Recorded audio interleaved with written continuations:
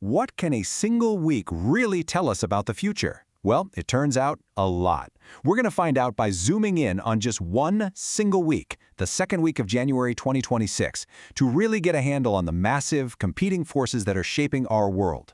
And to kick things off, you've got to see this quote. The Eurasia Group calls 2026 a tipping point year, where the world's most powerful country is right in the middle of a political revolution.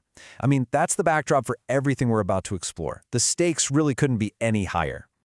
All right, so first up, welcome to a pivotal week. We're going to look at all these different stories and signals from just a few days that really hint we're stepping into a brand new era. So to really get a feel for this, let's picture it. It's Friday, January 9th, 2026. Up in the night sky, the planet Jupiter is the brightest it's going to be all year. And down here on the ground, the headlines are telling these seemingly disconnected stories, all about fashion, brand new tech, and huge shifts in global power. Okay, so where do we start? Let's begin with culture. Section 2, authenticity versus the algorithm. This is all about this fascinating cultural push for something real, something tangible in a world that is just becoming more and more automated by the second. So, how is culture pushing back? Well, just look at fashion. One of the biggest trends of the moment is something called grandpa chic. Yeah, you heard that right. We're talking muted browns, cozy chunky cardigans, vintage menswear. It's all about texture, it's about history, and it's a total rejection of that sterile, fast fashion look. And that connects directly to the next big thing, the rise of the informed shopper.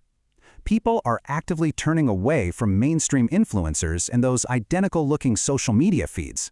Instead, they're flocking to Substack communities to have real, deep conversations about quality and craftsmanship, developing this reverence for pieces you keep and wear over and over again. And honestly, this quote from CNN's Rachel Tazjian just nails it. She asks, "Don't you want to look like you're alive?" I mean, what a question. It's aimed squarely at that polished, filtered, and, let's be honest, often lifeless perfection we see all over the digital world. But, and this is a huge but, at the very same time we're searching for this human touch, something totally different is quietly entering our homes. It's a concept called Agentic Domesticity. This is a whole new phase of AI. Your smart devices are no longer just passive assistants who ask for the weather. Nope. They are becoming autonomous agents that literally manage your household logistics, your health, and even do your shopping for you. And here you have it, a perfect snapshot of this tension, the two shoppers of 2026. On one side, you've got the human-driven search for authenticity, powered by community and personal taste. On the other, you have the AI shopper, powered by the cold, hard efficiency of a smart fridge that knows when you're low on milk. These are two powerful, opposing forces happening in the very same moment.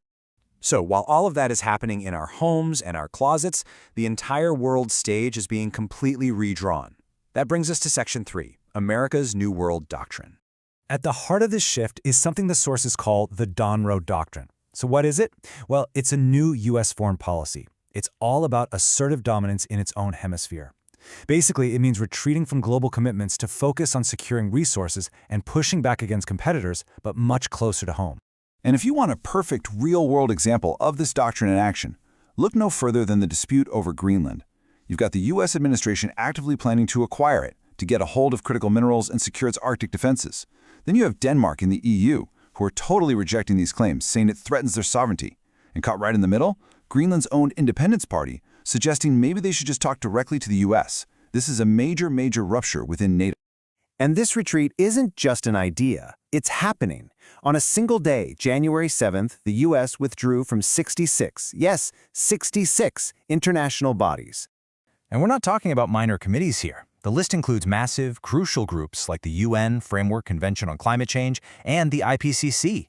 This one move just highlights the incredible scale of this pivot away from decades of global cooperation.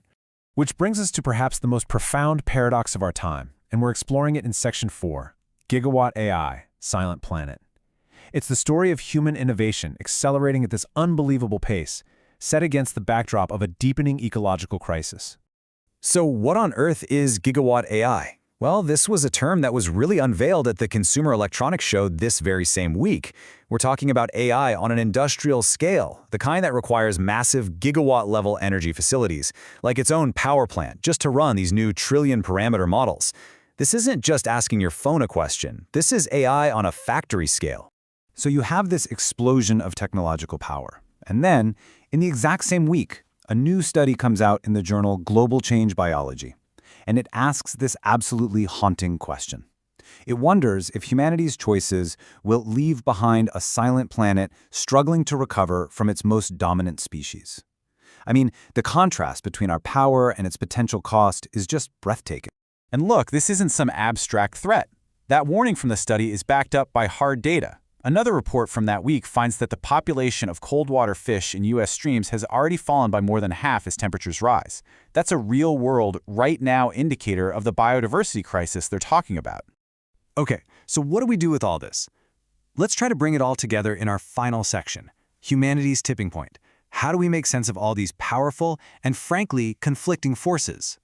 When you boil it all down, everything we saw in that 1 week really points to three giant forces shaping 2026. First, there's this deep human search for authenticity, a rejection of digital sameness for something real and personal. Second, you have a massive geopolitical rupture, the old global order just unwinding. And third, there's this breathtaking technological acceleration, with AI arriving on an industrial scale and reshaping everything. These forces are pulling our world in completely different directions, and it all leaves us with the ultimate question, one pulled directly from the research we've just examined.